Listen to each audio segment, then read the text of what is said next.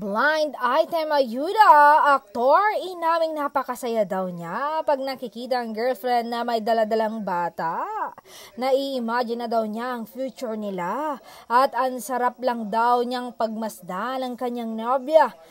Say pa ng aktor, sigurado daw niya na magiging mabuting asawa at ina ang kanyang girlfriend, kaya't hindi na daw niya papakawalan pa.